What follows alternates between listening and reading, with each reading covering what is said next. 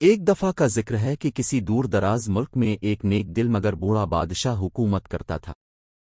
اس بادشاہ کے 3 بیٹے تھے جو بے حد نالائق، کاہل اور نادان تھے۔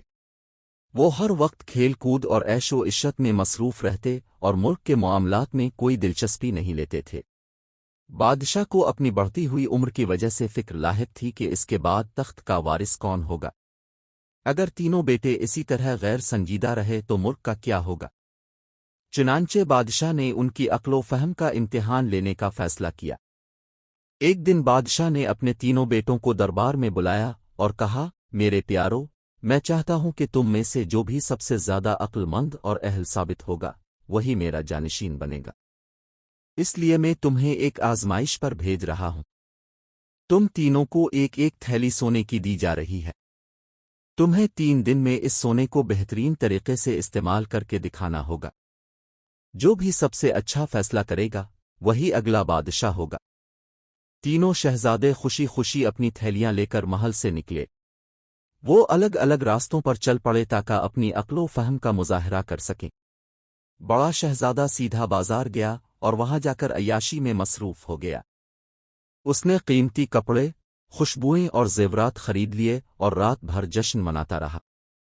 3 دن میں اس کی ساری دولت ختم ہو گئی اور جب وہ واپس آیا تو اس کے پاس کچھ بھی نہیں بچا تھا۔ دوسرا شہزادہ ایک تاجر کے پاس گیا اور سونے کے بدلے کئی اونٹ خرید لیے۔ اسے لگا کہ اونٹ پالنا اور بیچنا ایک بہت فائدے کا سودا ہوگا، لیکن بدقسمتی سے وہ بے وقوفی میں بیمار اور لاغر اونٹ خرید بیٹھا۔ کچھ ہی دنوں میں سارے اونٹ مر گئے اور اس کا بھی سارا سونا ضائع ہو گیا۔ تیسرا شہزادہ سب سے زیادہ بے وقوف نکلا۔ وہ جنگل کی طرف نکل گیا اور راستے میں چند دھوکے باز لوگوں سے ملا۔ ان لوگوں نے اسے بے وقوف بنا کر سونا ہتھیا لیا اور اسے خالی ہاتھ محل واپس آنا پڑا۔ جب تینوں شہزادے دربار میں واپس پہنچے تو بادشاہ نے ان سے پوچھا کہ انہوں نے سونے کا کیا کیا۔ تینوں نے اپنی اپنی کہانی سنائی۔ بادشاہ سخت مایوس ہوا اور بولا، تم تینوں نالائق اور بے وقوف ہو۔ نہ تمہیں دولت سنبھالنی آتی ہے، نہ تمہیں عقل سے کام لینا آتا ہے۔ میں کیسے تم میں سے کسی کو بادشاہ بنا سکتا ہوں؟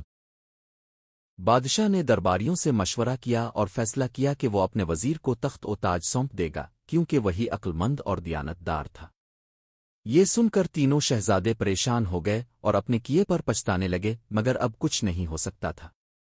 بادشاہ نے اپنے وزیر کو جانشین مقرر کر دیا اور یوں تینوں شہزادے اپنی بے وقوفی کے سبب ہمیشہ کے لیے تخت سے محروم ہو گئے۔